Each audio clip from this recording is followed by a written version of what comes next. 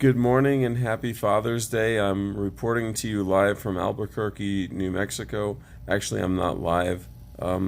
Sort of still in bed, but I just read some messages which prompted me to do this Father's Day special, we'll call it. So this is for Rebecca. Very beautiful Rebecca, who has been suffering for a long time, who has portrayed to me a case of inflammatory joint disease, and but there's also been depression, abdominal pain, and pain described in the legs. So a lot of this didn't sound like it made sense to me, frankly, and I had communicated that I needed to see all of the blood testing and so on and so forth.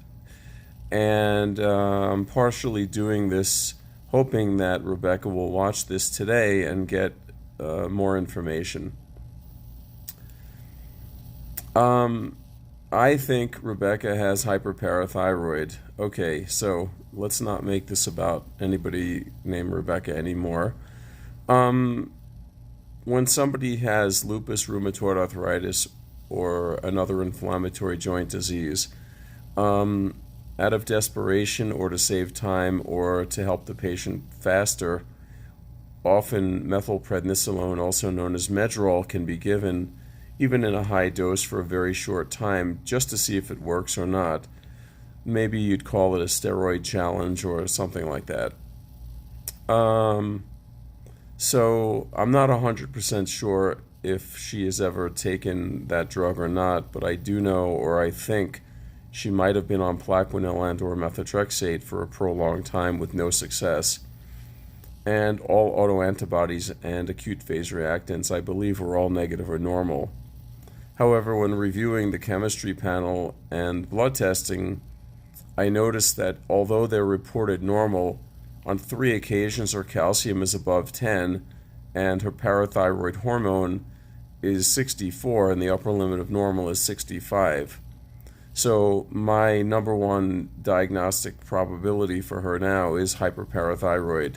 It is extremely common. I don't know the percentages. I'm not an endocrinologist. However, believe me, an endocrinologist sees this every single day or more. Very common in women, young women, but anyone can be or can have primary hyperparathyroid or something wrong with the parathyroid gland. So a couple of things to note about this. One, if the numbers are within the normal range, the family doctor and even some endocrinologists are going to refuse to do further testing. So in addition to the calcium, magnesium, and parathyroid hormone levels, throw in an ionized calcium. Make sure the doctor knows if there's a kidney stone. Make sure they know about depression. Make sure they understand that being depressed, having belly pain, and being hyperparathyroid is sort of typical.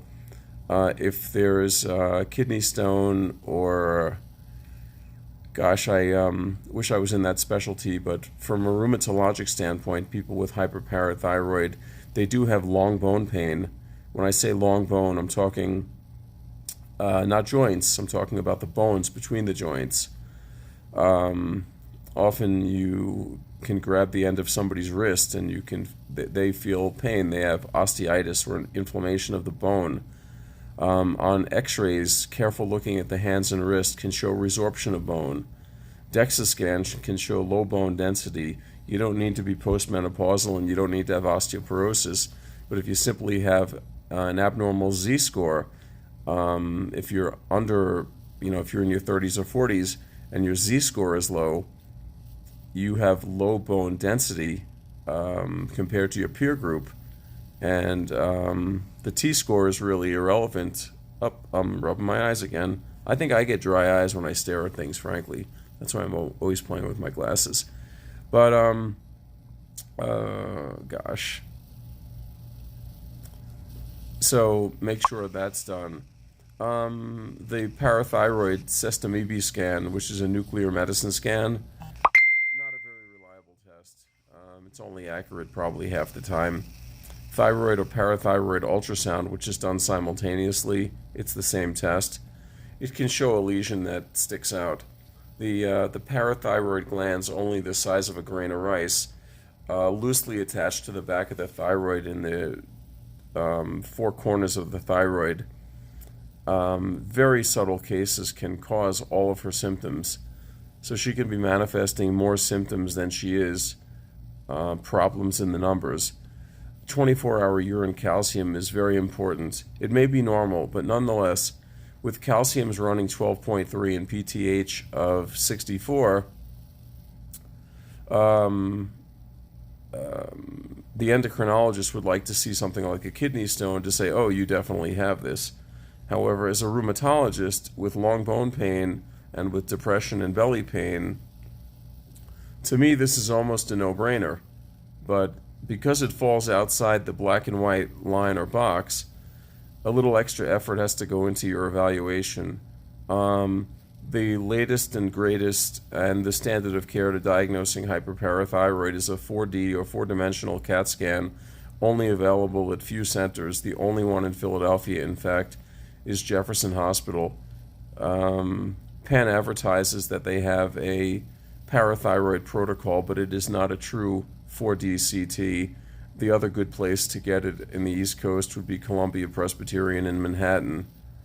So I hope this is helpful, and happy Father's Day.